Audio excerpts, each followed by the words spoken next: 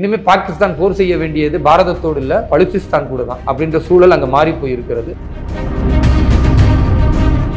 பாகிஸ்தானை பொறுத்த வரைக்கும் இந்தியா வளரவே கூடாதுன்னு நினைச்சு அவன் நாசமா போயிட்டு இருக்கிறான். இந்தியா முன்னேறக்கூடாதுன்னு நினைச்சு அவன் மிகப்பெரிய பின்னடைவை சந்தித்துக் கொண்டிருக்கிறான். இந்தியாவை எதிர்த்து போர் செய்ய வேண்டும் என்று நினைத்து தன் நாட்டுக்குள்ளேயே பலுச்சிஸ்தான் என்ற ஒரு பெரிய பகுதிகளை இன்னைக்கு இழக்கிறதுக்கு பாகிஸ்தான் தயாராகி இருக்கிறது. இந்த 14 பேர் இறந்து போனவங்க மேல தேசிய கொடி நீ போத்துறனா அப்ப நீ தீவிரவாதி நாடுன்னு ஒன்று அறிவிக்கிறதுக்கு என்ன தடை இருக்குன்னு நான் கேட்கிறேன். ஒரு நாடே ஒரு பயங்கரவாதிக்கு எப்படி இங்க சப்போர்ட் பண்ண முடியும்? பலுச்சிஸ்தான் தனி நாடு அறிவிச்சுட்டா அதை கட்டுப்படுத்துவதற்கு கூட துப்பு இல்லை. ஆனா இவர்கள் என்ன பண்றாங்கன்னா இந்த இறந்து போன பயங்கரவாதிகள் 14 பேருக்கு 14 கோடி கொடுக்குறாங்கன்னா இதுதான் பாகிஸ்தானின் முகம். ஒவ்வொரு முறையும் காவல்துறை கைது செய்யும் பொழுது அவங்களுக்கு என்னடா திரும்ப திரும்ப கண்டனம் தெரிவிக்கணும் அப்படின்னு சில தலைவர்கள் நினைச்சிருக்கலாம், அதனால தெரிவிக்காம இருக்கலாம். ஆனா ஒவ்வொரு முறை கைது செய்யப்படும் போது எனக்கு இருக்கிற மன வலியும் வேதனையும், கள்ளழகர் ஆற்றில் இறங்கக்கூடிய நிகழ்வுல நான் போவது என்பதை திமுக அரசு எப்படி பார்க்கிறதுனா, பாஜகவை இங்க ஒரு மதவெறி கொண்ட ஒரு கட்சி, இஸ்லாமியர்களும் இன்றைக்கு சிந்தித்து திமுக வேண்டாம், எங்களுக்கு ஒரு நல்லிணக்கத்தின் அடையாளமா இருக்கிற வேலூர் இப்ராஹிமை நாங்கள் ஏற்றுக்கொண்டு அவர் பின்னால போவோம் அப்படின்னு முடிவெடுத்துட்டா அது ஒட்டுமொத்த வாக்கு வங்கி திமுக சிதைஞ்சிருன்ற பயத்தின் காரணமாகத்தான் இத்தனை கைதுகள் நடக்கிறது. இஸ்லாமியர்கள் இந்துக்கள் ஒருங்கிணையும் பொழுது திமுக சும்மா பூச்சாண்டி காட்டுறாங்கல்ல, இந்த பாஜக வந்துட்டு அவ்வளவுதான், பாஜக வந்தா இஸ்லாமியர்கள் உரிமை பறிபோகும், அதெல்லாம் இனிமேல் பழிக்காமல் போகும். வழக்கமா நீங்க கைது செய்வது செய்யுங்க, அதை பத்தி எனக்கு கவலை கிடையாது. அது வலியும் வேதனையும் நிச்சயமாக 2026க்கு பிறகு தீர்வாக மாறும்.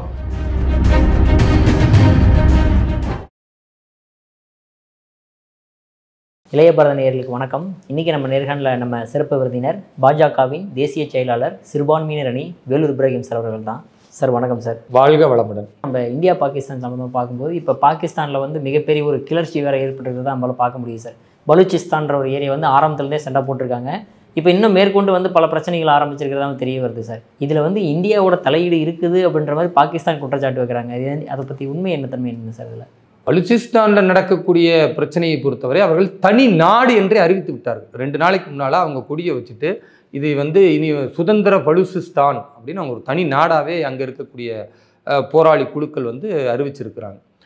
ஏன்னா பாகிஸ்தானுடைய கையாலாகாதத்தனம், 2வது குறிப்பிட்ட அந்த பலுச்சிஸ்தான் மக்களை வஞ்சிக்கும் மனப்பான்மையோடு, எப்படி பங்களாதேஷ் அவர்கள் வஞ்சிக்கும் மனப்பான்மையோட ஒரு பிரித்தாளும் சூழ்ச்சியை மேற்கொண்டார்களோ, மொழி அளவில் அவர்களை தனிப்படைப்படுத்தினார்களோ, அந்த மாதிரி இந்த பலுச்சிஸ்தானில் உள்ள அந்த மக்களையுமே மொழி அளவிலையும் வளர்ச்சி அளவிலையும் அந்த பகுதியை அவர்கள் சுத்தமாக புறக்கணித்ததன் விளைவு அந்த மக்கள் இயல்பாக தன்னெழுச்சியாக தான் போராடுறாங்க. இங்கேருந்து நம்ம பாரத பிரதமரோ அல்லது இங்கே இருக்கக்கூடிய உளவு அமைப்புகளோ அவர்களுக்கு உதவி செய்யணுன்ற எந்த அவசியமும் கிடையாது, அது எங்களுக்கு தேவையும் கிடையாது. எங்களை பொறுத்த வரைக்கும் எங்கள் நாட்டின் வளர்ச்சி முக்கியம் தான் என்றைக்குமே பேசுவோமே தவிர அடுத்த நாட்டில் அவர்கள் என்ன செய்யணும், அவர்கள் கெட்டு போகணுமா, அவர்கள் நல்லா அப்படிலாம் நினைக்கிறதே கிடையாது. ஒரு பாரதம் இன்றைக்கு முன்னேறுவதற்கு காரணம் திரு நரேந்திர மோடி அவர்களுடைய எண்ணம் எப்படி இருப்பது என்பதை வைத்து தான். அவர் பிறர் நபர்கள் கெட்டு போகணும்னு நினைக்கல, ஏன் மக்கள் நல்லா இருக்கணும்னு நினைக்கிறார். அதனால வளர்ச்சி பக்கம் போகிறோம். எப்போ நீங்கள் அடுத்தவங்க கெட்டு போகணும்னு நினச்சிக்கிட்டு வேலை செய்ய ஆரம்பிச்சிருக்கீங்களோ நீங்கள் நாசமாக போயிருவீங்க. இதுதான் இயல்பாக உலகம் முழுக்க இருக்கிற ஒரு உண்மை. தர்மத்தின் அடிப்படையில் நீங்கள் செயல்பட வேண்டும் என்றால் நீங்கள் நியாயவான்களாக பிறரை நேசிக்கக்கூடியவர்களாக இருக்கணும். அதை தான் திரு நரேந்திர மோடி அவர்கள் நினைத்து கொண்டிருக்கிறார், செய்து கொண்டிருக்கிறார். ஆனால் பாகிஸ்தானை பொறுத்த வரைக்கும் இந்தியா வளரவே கூடாதுன்னு நினச்சி அவன் நாசமாக போய்கிட்டு இருக்கிறான். இந்தியா முன்னேறக்கூடாதுன்னு நினச்சி அவன் மிகப்பெரிய பின்னடைவை சந்தித்து கொண்டிருக்கிறான். இந்தியாவை எதிர்த்து போர் செய்ய வேண்டும் என்று நினைத்து தன் நாட்டுக்குள்ளேயே பலுச்சிஸ்தான் என்ற ஒரு பெரிய பகுதிகளை இன்னைக்கு இழக்கிறதுக்கு பாகிஸ்தான் தயாராகி இருக்கிறது. அதனால் அவர்கள் தனி நாடுன்னு ஆல்ரெடி அறிவிச்சிட்டாங்க. இனிமேல் பாகிஸ்தான் போர் செய்ய வேண்டியது பாரதத்தோடு இல்லை பலுச்சிஸ்தான் கூட தான் அப்படின்ற சூழல் அங்கே மாறி போயிருக்கிறது. அவர்களும் ஒரு கடுமையான எதிர்ப்பை பதிய வைத்திருக்கிறார்கள். எந்த அளவுக்கு இன்னைக்கு பாகிஸ்தான் தரம் கட்டு போயிருக்குன்னா, வெளிப்படையாக இது தீவிரவாதிகளுடைய தாக்குதல், தீவிரவாதிகள் 9 பதுங்கு குழிகளை அவர்களுடைய நடமாடக்கூடிய இடங்களை தான் நம்ம பாரதம் அழிச்சிருக்கிறது. அதில் தீவிரவாதி மசூர் ஆசாத்னு சொல்லக்கூடிய அவனுடைய குடும்பத்தில் உள்ளவர்கள் ஒரு 14 பேர் இறந்து போயிருக்கிறாங்க. இந்த 14 பேர் இறந்து போனவர்கள் மேலே தேசிய கொடி நீ போத்துறனா அப்போ நீ தீவிரவாதி நாடுன்னு ஒன்று அறிவிக்கிறதுக்கு என்ன தடை இருக்குன்னு நான் கேட்குறேன். ஒரு நாடே ஒரு பயங்கரவாதிக்கு எப்படி இங்கே சப்போர்ட் பண்ண முடியும்?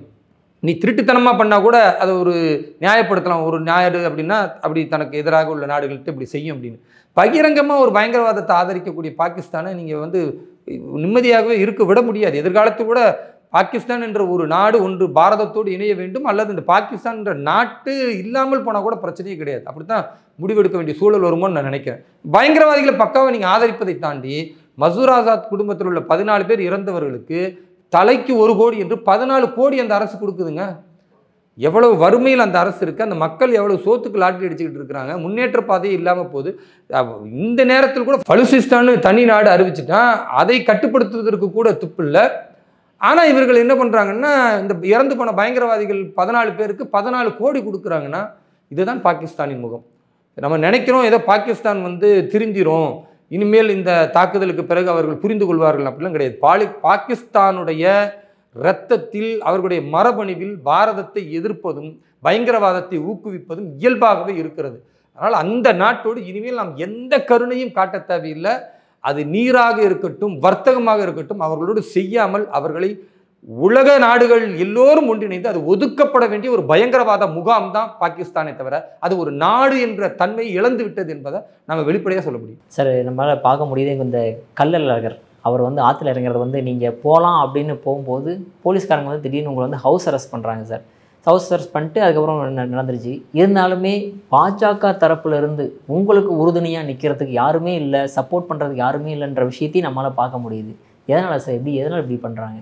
பாரதிய ஜனதா கட்சியில் தொடர்ந்து அவங்க பார்த்து கொண்டே இருக்காங்க. இது வரைக்கும் 150க்கும் மேற்பட்ட முன்னெச்சரிக்கை கைது, வெவ்வேறு வழக்குகளில் பொய் வழக்கில் கைது. அப்போது ஒரு சில நேரங்களில் அவங்க கண்டனம் தெரிவித்தாங்க. ஒவ்வொரு முறையும் காவல்துறை கைது செய்யும் பொழுது அவங்களுக்கு என்னடா இது திரும்ப திரும்ப கண்டனம் தெரிவிக்கணும் அப்படின்னு சில தலைவர்கள் நினச்சிருக்கலாம், அதனால் தெரிவிக்காமல் இருக்கலாம். ஆனால் ஒவ்வொரு முறை கைது செய்யப்படும் போது எனக்கு இருக்கிற மன வலியும் வேதனையும் அது பெருசாக வித்தியாசப்படவே இல்லை. அந்தளவுக்கு வேதனைப்பட்டு கொண்டே தான் இருக்கிறேன். ஏன்னா நான் போராடுவது ஒரு மத நல்லிணக்கத்திற்காகவும் தேசத்தின் வளர்ச்சியில் 20 கோடி இஸ்லாமியர்களும் ஒன்றிணைய வேண்டும் என்ற நல்ல நோக்கத்துக்காகவும், குறிப்பாக தமிழகத்தில் உள்ள 70 லட்சம் இஸ்லாமியர்கள், ஏறக்குறைய 80 லட்சம் கிறிஸ்துவர்கள், இப்படி ஒரு 1.5 கோடி மக்கள், பெரும்பான்மை சிறு மக்கள் இருக்கிறாங்க இங்கே, சிறுபான்மை சமூகம் என்ற பெயர். அந்த மக்களுக்கு ஒரு நல்வாழ்க்கையை உருவாக்கணும், பெரும்பான்மை இந்துக்களோடு ஒரு நல்லிணக்கத்தை உருவாக்கணுன்ற அந்த தொலைவு நோக்கு பார்வையோடு நான் பயணம் பண்ணும் பொழுது அது நான் தினமும் தான் அதற்கான போராட்டங்களை செய்ய வேண்டியிருக்கு. கள்ளழகர் ஆற்றில் இறங்கக்கூடிய நிகழ்வில் நான் போவது என்பதை திமுக அரசு எப்படி பார்க்கிறதுனா, பாஜகவை இங்கே ஒரு மதவெறி கொண்ட ஒரு கட்சி, குறிப்பாக இஸ்லாமியர்களுக்கு எதிரான கட்சி, இந்துக்களை இஸ்லாமியர்களுக்கு எதிராக தூண்டிவிட்டு இஸ்லாமியர்களை அடக்குமுறை செய்யக்கூடிய கட்சி என்றெல்லாம் ஒரு பிம்பத்தை கட்டமைச்சு வச்சுருக்கிறாங்க. அதன் மூலமாக இஸ்லாமியர்களை அச்சுறுத்தி வாக்கு வாங்குகிறாங்க. நான் கள்ளழகர் ஆற்றில் இறங்கக்கூடிய நிகழ்வுக்கு பாரதிய ஜனதா கட்சியின் தேசிய செயலாளராக போனால் அன்றைக்கு இருக்கக்கூடிய ஊடகங்கள் எல்லாம் அதை ஒளிபரப்போம். பெரும்பான்மை இந்துக்கள் மனதில் என்ன செய்தி படைக்கும்?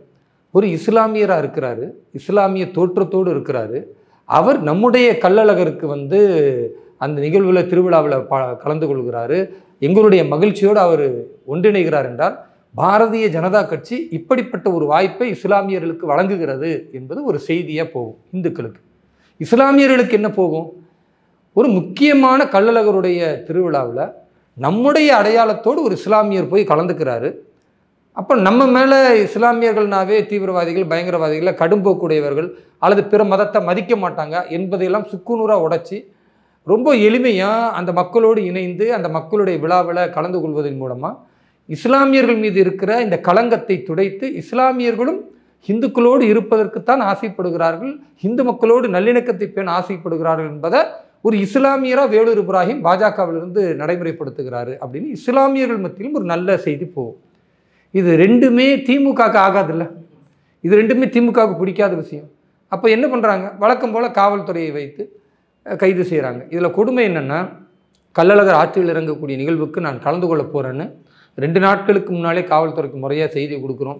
1 நாட்களுக்கு முன்னாலே என்னுடைய புரோட்டோக்கால் அப்படின்னு சொல்லிட்டு நான் என்னெல்லாம் பயணத்தில் எங்கெல்லாம் போவேன்னு 24 மணி நேரத்துக்கு முன்னாலே சொல்லணும்.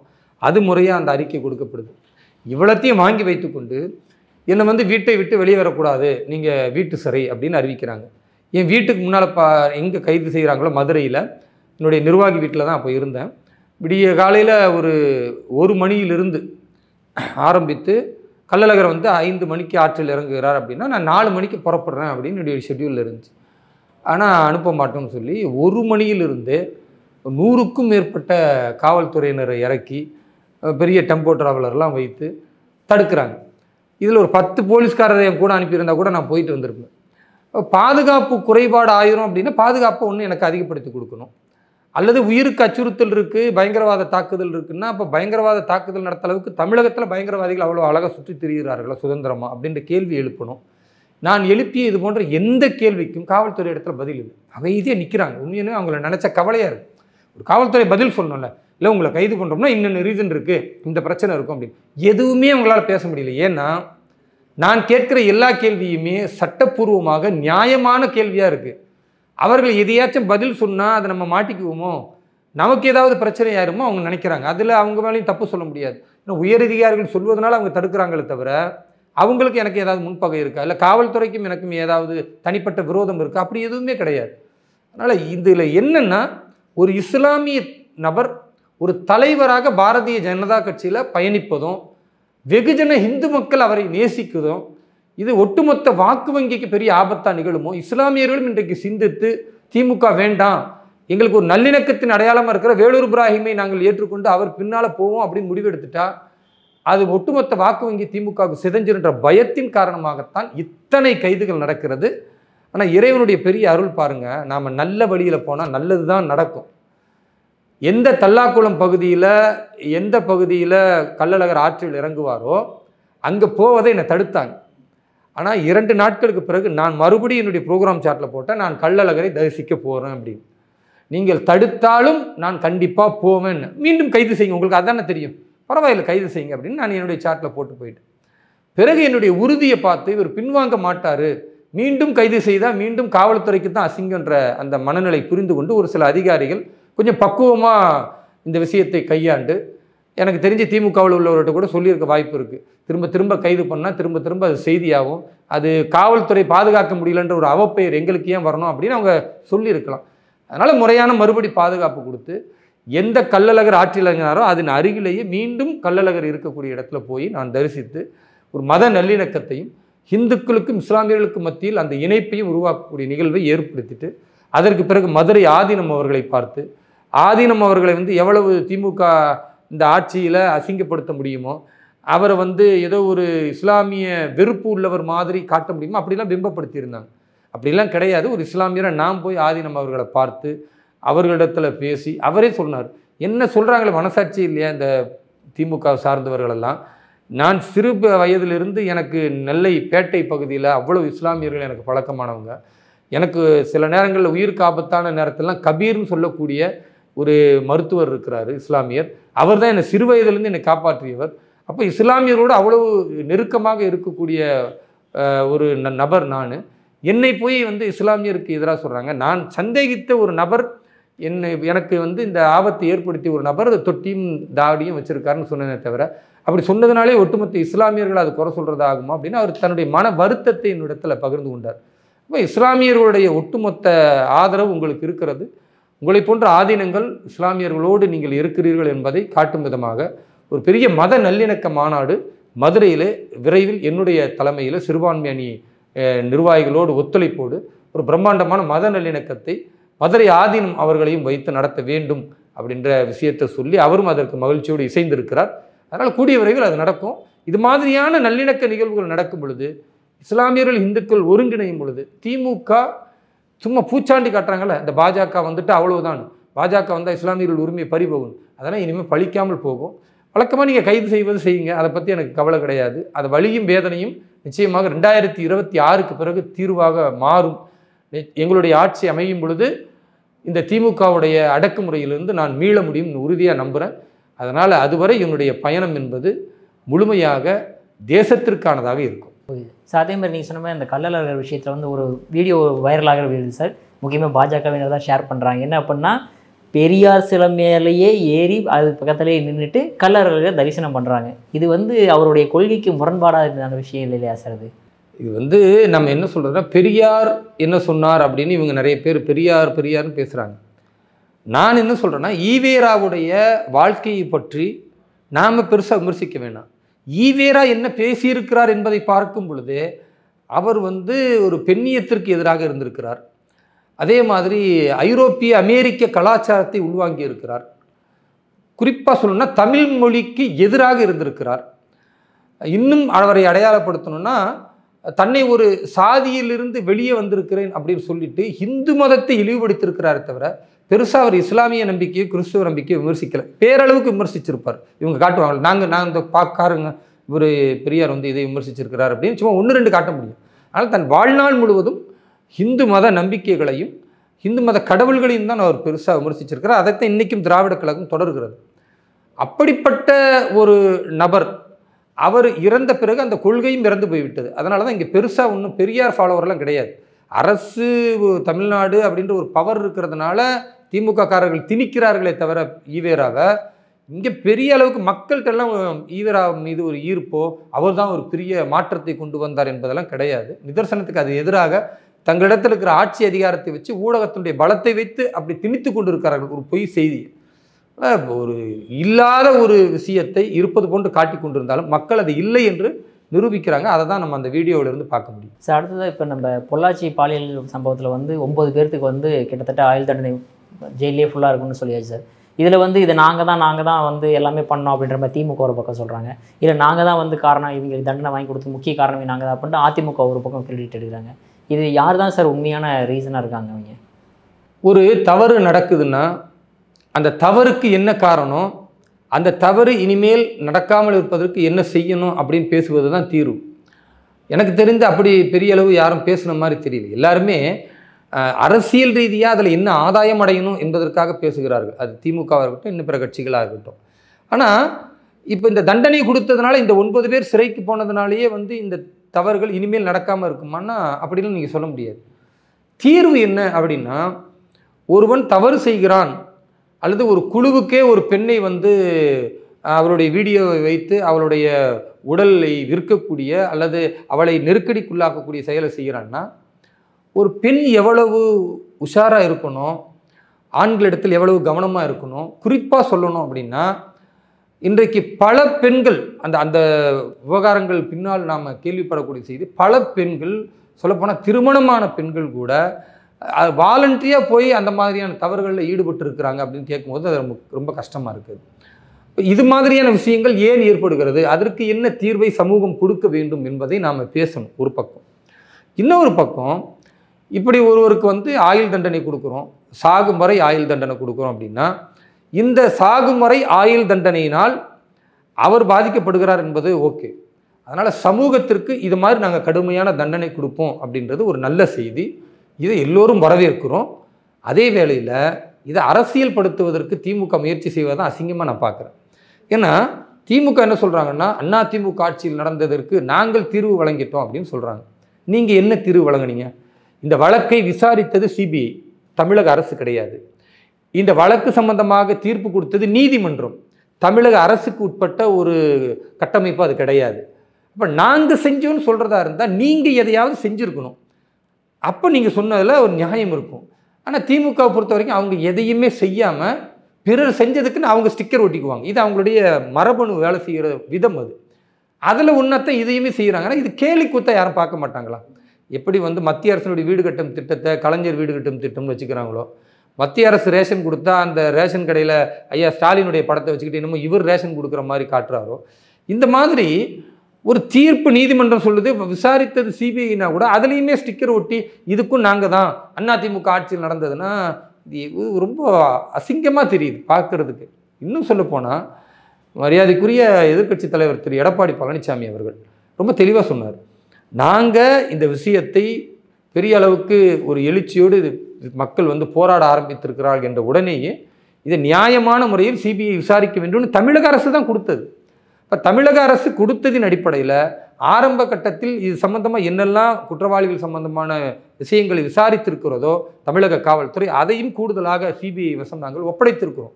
அதையெல்லாம் வைத்துக்கொண்டு அடிப்படையான அந்த கட்டமைப்புகளை வைத்து தான் சிபிஐ தன்னுடைய விசாரணையை மேற்கொண்டது. அதன் அடிப்படையில் குற்றவாளிகளுக்கு வந்து இன்றைக்கு தண்டனை வாங்கி தந்திருக்கிறது. இப்போ இதில் அதிமுகவுக்கு என்ன பங்கு இருக்குது? அதிமுகவுக்கும் இதுக்கும் எதுவுமே இல்லை. ஒரு அரசாக என்ன செய்ய முடியுமோ அதை செய்து சிபிஐ வசம் ஒப்படைத்தது, சிபிஐ நீதிமன்றத்தில் வழக்காடியது, நீதிமன்றம் தீர்ப்பு கொடுத்துருக்கு. இது அதிமுக குறை சொல்றதுக்கு வேலையும் கிடையாது. இதை திமுக பெரிய அளவுக்கு சாதனை என்று சொல்வதற்கான அருகதையும் கிடையாது. ஆனால் இதை அரசியல்படுத்துகிறார்கள். உண்மையாகவே இது அரசியலாக பார்க்க வேண்டிய அவசியம் கிடையாது. பெண்கள் உஷாராக இருக்கணும், கவனமாக இருக்கணும்.